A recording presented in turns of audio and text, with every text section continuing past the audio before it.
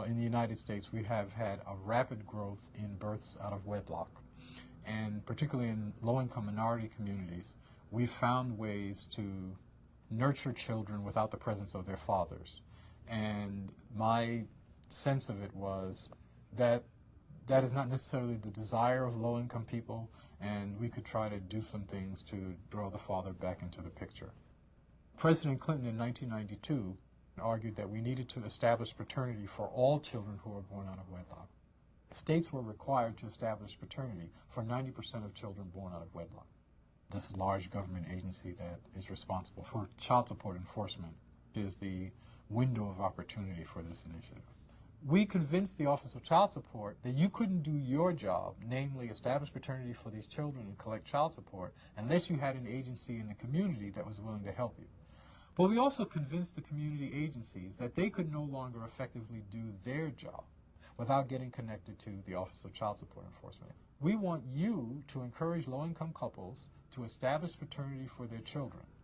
But in turn, we want the government to pay you for that service.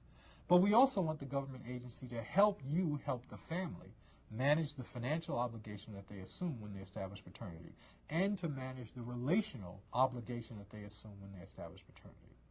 We will introduce some strange parties to one another, child support and community-based agencies, and we're going to give you some money to sit down for 6 months and plan how you're going to work together. And if you come out of that process having made some progress on a collaborative relationship, then we will consider making some grants for you to implement your plan. And it was essentially a very attractive offer for both sides. The foundation will basically play the role of a convener. The thing about this initiative is that it really tries to blend actors who are acting in different pieces of the puzzle.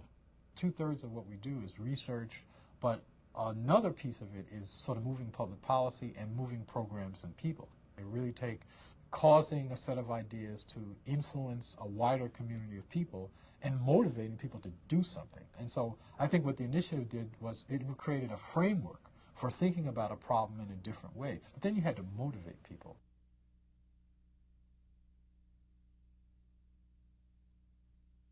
The minister, his name is Wallace McLaughlin. He was a well-recognized minister in a low-income community in Indianapolis who had a father's program for many years. First of all, I had been talking with Wallace for a number of years about this work, and he was involved in becoming educated, but he was still something of a holdout, and a vocal holdout at that. And we thought that it was important to get him involved with the program because he actually could go out into the community and encourage couples to come in. But if such a skeptic could be persuaded that this was a good thing to do, then others who were sort of on the fence might come over as well.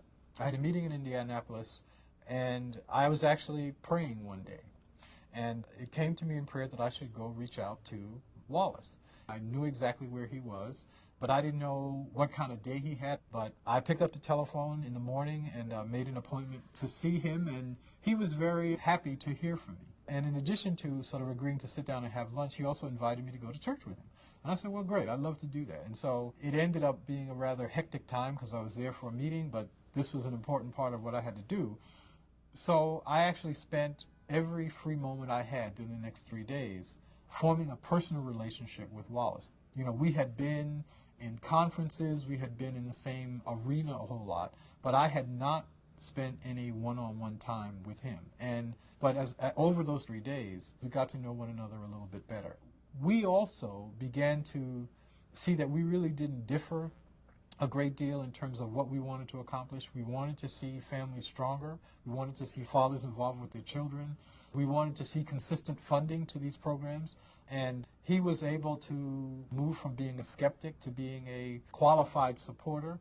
And he was on board and ended up being a very successful 2 days. But I learned something from that experience, and that is that grant making is about competence and relationship.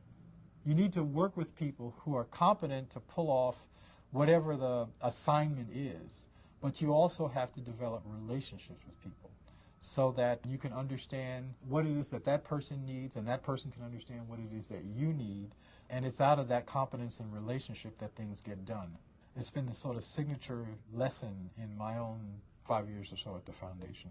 when you're managing your own passion, you're not going to get by on the competence alone, because you're engaged in it too much. You spend, nights thinking about this, and you have to form a moving, sort of organic relationship in some sense, in an initiative with a whole group of grantees. Things change. And in order to enable people to adjust to those changes, you have to have a relationship to sort of mediate some of the surprises and sparks in those changes. I came into grant making as a researcher and policy analyst. So I regarded it in some sense as a challenge in terms of developing, again, a different skill set. The question is, when do you get movement on a set of things? And that required, coming out of that intellectual exercise and combining that intellectual exercise with leadership. And that requires developing relationships with people so that you can move something. And that's what it was about.